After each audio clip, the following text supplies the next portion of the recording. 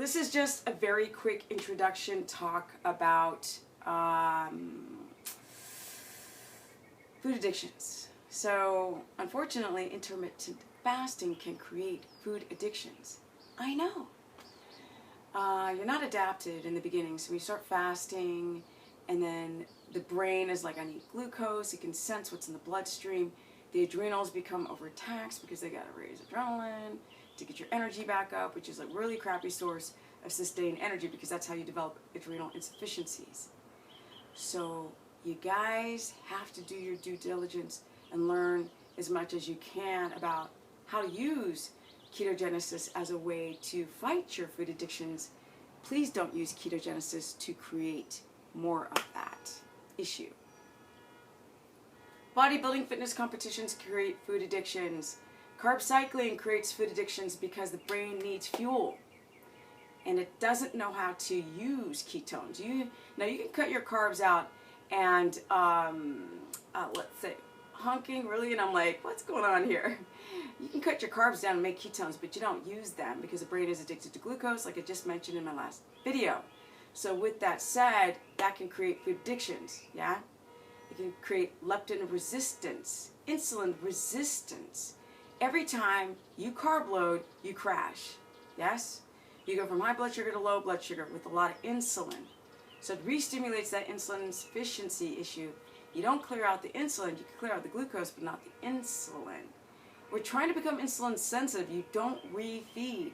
So that is a separate video coming, but I just want to say, I really need to go into big talks about food addictions.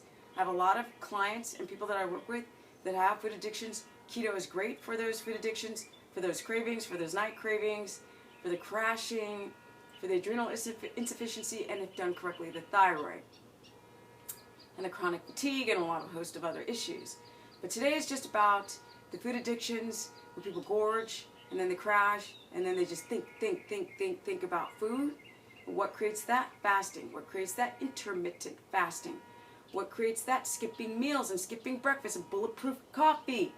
Yes, because it's a false sense that you're in ketosis, because bulletproof coffee does not put you in ketosis. You guys are totally tripping. No, because it takes weeks and months to use ketones. And you have to create a parasympathetic state of less adrenal response to hog. Feel like I need to drill a hole in my head in the city sometimes. So you don't use viable ketones when drinking coffee. That's overstimulating the adrenals to produce more glucose, guys. The brain's not going to use both. I mean, it can, but it's not. It's at the end, it's got to choose one over the other. So, yeah, let's talk about food addictions in my near future. It's real. You guys have it. You guys are crashing. You're tired. You guys are afraid to try keto. You think it's a high-protein diet. It is not. And keto is not about chicken breast and tuna and, Atkins bars and protein shakes. It is way more complicated. So if you guys want to learn more, I've made some keto plans to get you guys started from all different kinds of backgrounds with adrenal or, let's say, metabolic derangements. I'm doing it to try to raise the availability and the viability of my content to you guys. I learn through you guys. That's how I learn. And yeah, I'm so excited. It's such a great day outside because I've got some energy all day, every day on ketones, but it takes a while to get there. Gave myself a year.